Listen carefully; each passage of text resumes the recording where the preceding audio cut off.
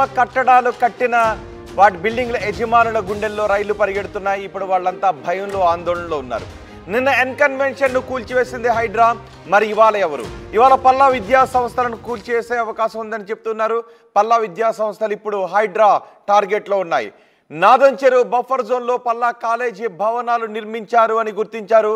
Palla Anurag group of కాలేజీలు, Gayatri education trust భవనాలపై ఫిర్యాదులు వెల్లువెత్తాయి. మేడ్చల్ జిల్లా గట్కేసర్ మండలం వెంకటాపూర్లోని పల్లా కాలేజీలు నాదం చెరువు బఫర్ జోన్లో నిర్మించారంటూ పోలీసులకు ఏఈఈ పరమేశ్ ఫిర్యాదు చేశారు. 2 కాలేజ్ భవనాలు అక్రమంగా నిర్మించారని గుర్తించారు. పల్లా కాలేజీలపై కేసు నమోదు చేశారు గట్కేసర్ పోలీసులు. గట్కేసర్ వెంకటాపురం 813 సర్వే నంబర్లో నాదం చెరువులో 61 ఎకరాల్లో విస్తరించింది నాదం చెరువు. ఆ నాదం చెరువు కింద భవనాలు వెలిసాయి. చెరువు వెంబడి 17 ఎకరాల్లో బఫర్ జోన్ ఉంది.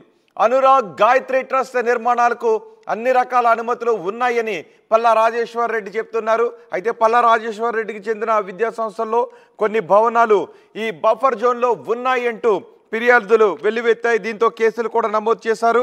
మరి వీటిపైన ఇప్పుడు హైడ్రా ఎటువంటి చర్యలు తీసుకుంటుంది అనే విషయంపై ఉత్కంఠ కనిపిస్తోంది. మా ప్రతినిధి సాగర్ మనకి అందుబాటులో ఉన్నారు. సాగర్తో మాట్లాడదాం.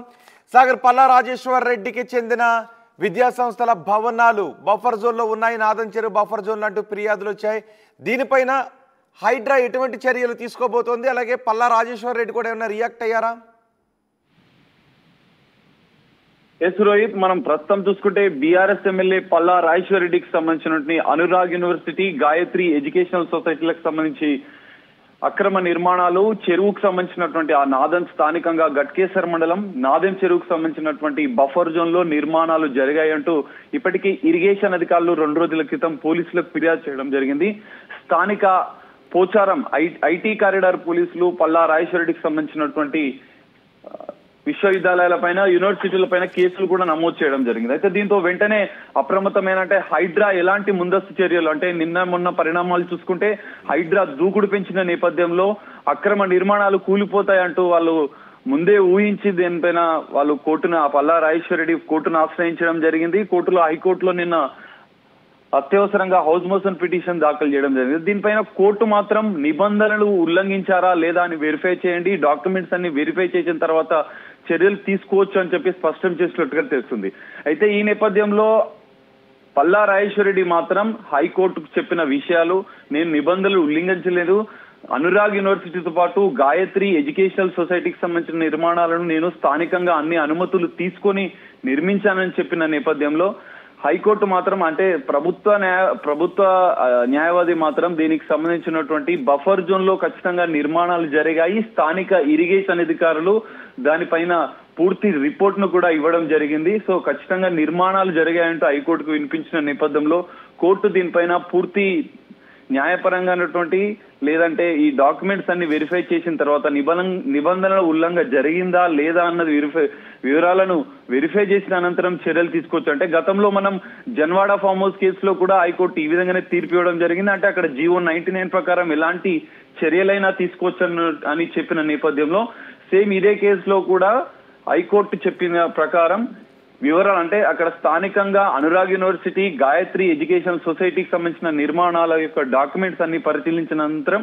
చర్యలు తీసుకోవాలంటూ మార్గనిర్దేశకాలు జారీ చేసిన నేపథ్యంలో ఇటు హైడ్రా అధికారులు మాత్రం మొన్ననే మనకు రంగనాథ్ గారు చెప్పిన నేపథ్యంలో ఇలాంటి లీగాలిటీస్ అన్ని పాటిస్తాం, స్థానిక ఇరిగేషన్ తో పాటు మున్సిపల్ అధికారులు దీనికి సంబంధించినటువంటి పూర్తి వివరాలు సేకరిస్తారు, ఖచ్చితంగా ఎఫ్టీఎల్ లేదా బఫర్ జోన్ పరిధిలో ఉంటేనే ఖచ్చితంగా మేము చర్యలు తీసుకుంటామని చెప్పిన నేపథ్యంలో దీనిపైన మాత్రం హైడ్రాకే సానుకూలంగా అని చెప్పుకోవచ్చు. ఎందుకంటే నిబంధనలు అన్ని పాటించిన అనంతరం దాని డేటా, అంటే దానికి సంబంధించినటువంటి డాక్యుమెంట్స్ ఏదైతే అన్ని చెక్ చేసిన అనంతరం బఫర్ జోన్ ఎఫ్టీఎల్ పరిధిలోనే ఉందని ఖచ్చితంగా ఆ స్థానిక ఇరిగేషన్ అధికారులు నిర్ధారించిన నేపథ్యంలో దీనిపైన అనురాగ్ యూనివర్సిటీ సంబంధించినటువంటి ఆ నాదం చెరువు బఫర్ జోన్ల పరిధిలో అక్రమణలు జరిగితే ఖచ్చితంగా చర్యలు తప్పవనే చెప్పుకోవచ్చు రోహిత్. రైట్, అంటే ఎప్పటిలోపు దీనిపై సర్వే చేసే అవకాశం ఉంటుంది? ఆల్రెడీ ఫిర్యాదు చేశారు, దానిపైన ఎఫ్ఐఆర్ కూడా నమోదైందని చెప్తున్నారు. యాక్చువల్లీ రోహిత్, దీనిపైన ఆల్రెడీ స్థానిక ఇరిగేషన్ అధికారులు 1 వారం రోజుల క్రితం నుంచే దీనిపైన సర్వే నిర్వహించడం జరిగింది. అంటే గతంలో ఉన్నటువంటి ఇరిగేషన్ అధికారులు కూడా దీనిలో బఫర్ జోన్ పరిధిలో అక్రమాలు జరిగాయని నిర్ధారించినప్పటికీ గతంలో పల్లా రాజేశ్వర్ రెడ్డి అధికారంలో ఉన్న సందర్భంలో అధికార పార్టీకి సంబంధించినటువంటి నేత కాబట్టి ఆయన పైన చర్యలు తీసుకోలేదు. అంటే ఆ యూనివర్సిటీకి సంబంధించిన ఆక్రమణలు జరిగాయని స్థానిక అధికారులు గుర్తించినప్పటికీ చర్యలు తీసుకోలేదు. ఇప్పుడు నూతన కాంగ్రెస్ ప్రభుత్వం హైడ్రాను ఏర్పాటు చేసి ఈ చెరువుల పరిరక్షణే ధ్యేయంగా ముందుకు వెళ్తున్న నేపథ్యంలో దీనిపైన స్థానిక ఇరిగేషన్ అధికారులు పూర్తి స్థాయిగా డేటా సేకరించారు. ఖచ్చితంగా బఫర్ జోన్ ఎఫ్టీఎల్ పరిధిలో ఉందని వాళ్ళు నిర్ధారించిన అనంతరమే అటు పోలీసులకు కానీ ఇటు హైడ్రాకు కానీ ఓఆర్ఆర్ పరిధిలో ఉన్న నేపథ్యంలో హైడ్రాకు కూడా స్థానిక ఇరిగేషన్ అధికారులు ఇప్పటికే రిపోర్ట్ ఇచ్చిన పరిస్థితి కనిపిస్తుంది. సో దీంతో హైడ్రా అధికారులు ఎప్పుడైనా అప్రమత్తమయ్యారు. ముందస్తుగా వాళ్ళు అన్ని డేటా అంతా సేకరించి అన్ని నియమ నిబంధనలు అన్ని చూసుకున్న తర్వాతనే స్థానిక ఇరిగేషన్ అధికారుల రిపోర్ట్ ఆధారంగా హైడ్రా చర్యలు తీసుకునే అవకాశం ఉంది. ఇక్కడ హైకోర్టుకు వెళ్ళినప్పటికీ హైకోర్టు స్పష్టంగా మెన్షన్ చేసేది, స్పష్టంగా హౌస్ మోషన్ పిటిషన్ దాఖలు చేసినప్పటికీ వీళ్ళు ఆక్రమణలు జరగలేదని కోర్టుకు చెప్పినప్పటికీ అనగారు యూనివర్సిటీకి సంబంధించినటువంటి పల్లా రాజేశ్వర్ రెడ్డి కోర్టుకు వివరించినప్పటికీ దీనిపైన హైడ్రా ఖచ్చితమైనటువంటి డాక్యుమెంట్స్ అన్ని వెరిఫై చేసి చర్యలు తీసుకోవచ్చని చెప్పింది. సో ఈ నేపథ్యంలో హైడ్రా ఎప్పుడైనా దీనిపైన చర్యలు తీసుకునే అవకాశం మనకు కనిపిస్తుంది. ఎందుకంటే స్థానిక ఇరిగేషన్ అధికారులతో పాటు అక్కడ పోలీసులు కూడా కేసు నమోదు చేసుకుని దర్యాప్తు చేస్తున్న నేపథ్యంలో ఈ పూర్తి డేటా సేకరించి హైడ్రా చర్యలు చేపట్టే అవకాశాలు మనకు ఖచ్చితంగా కనిపిస్తున్నాయి ఈరోజు. రైట్. ఎఫ్ఐఆర్లో ఏ సెక్షన్ల కింద కేసులు నమోదు చేశారు, ఏ చట్టాల కింద ఏ సెక్షన్ల కింద కేసు నమోదు చేశారు ఇప్పటి వరకు? ఎఫ్ఐఆర్ లో మనం ఒక్కసారి పరిశీలిస్తే రోహిత్, దానికి సంబంధించిన ఓల్టా ప్రధానంగా ఈ సరస్సుల సంరక్షణ కోసం ఏర్పాటు చేస్తున్నటువంటి ఓల్టా చట్టాన్ని ఇక్కడ ప్రయోగించిన నేపథ్యంలో స్థానిక ఇరిగేషన్ అధికారులు ఓల్టా చట్టం అనేది చెరువుల పరిరక్షణ సరస్సులకు సంబంధించిన ఆక్రమణలు జరిగితే ఈ చట్టాన్ని ఉపయోగించే పరిస్థితి కనిపిస్తుంది. సో ఈ చట్టంతో పాటుగా మనకు మరో 2 సెక్షన్లను కూడా నమోదు చేసి దర్యాప్తు చేస్తున్న పరిస్థితి కనిపిస్తుంది రోహిత్.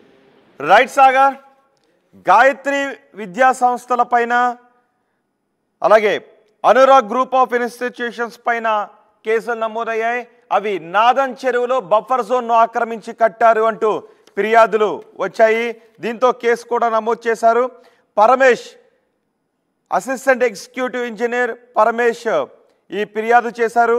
మేడ్చల్ మల్కాజ్గిరిలో ఈ అక్రమ కట్టడాలు నిర్మించారు అంటూ పోచారం పోలీస్ స్టేషన్లో కేసు నమోదు చేశారు. దీంతో పోలీసులు పలు సెక్షన్ల కింద కేసులు నమోదు చేశారు.